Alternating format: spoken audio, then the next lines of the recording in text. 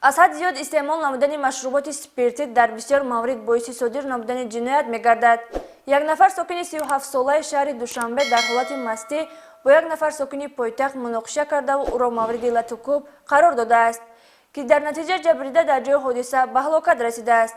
Сироҷдини Шакурӣ вобаста ба ин ҷинояти одамкушӣ гузориш омода кардааст. ҳар кирдореро подошест.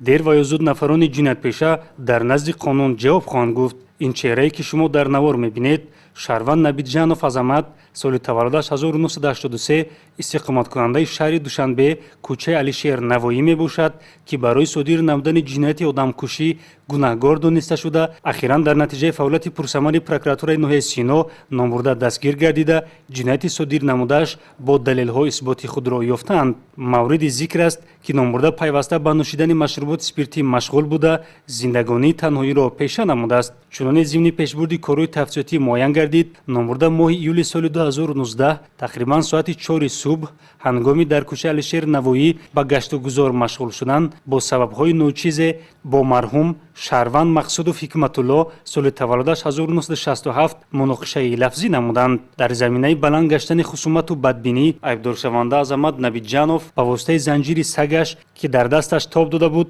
номбурдаро мавриди лату кӯб қарор дода, бо як бераҳмӣ ӯро ба ҳалокат расонидааст. Саъати 4 саҳар кор рафтаси будам ва пеши ресторани Сино болотар гузаштаси будам. Як рай калон гузаштам, дуюм райда ва Мақсудов ва пишти ман рафтаси буд. Маст буд. Рафтаси буд, ба ман осёса рафтам ва осёса пеш рафтаси ман пиштиш. Осёса рафтаси ба пеш тинкида истодам ман. Гуфтам бузгара бура, ба ман бихезим бурам. Нигоҳ кардам, ки чӣ қадар хам мешавад, пеш санг мебиёрад. Санга мегирад, сини сад ақува мекунад, мезанад. ва нигоҳ кун, ки соҳиби сад мебиёяд пешаш, ҳардушон ҷанг мешавад, сикти то чикити ақува мекунад.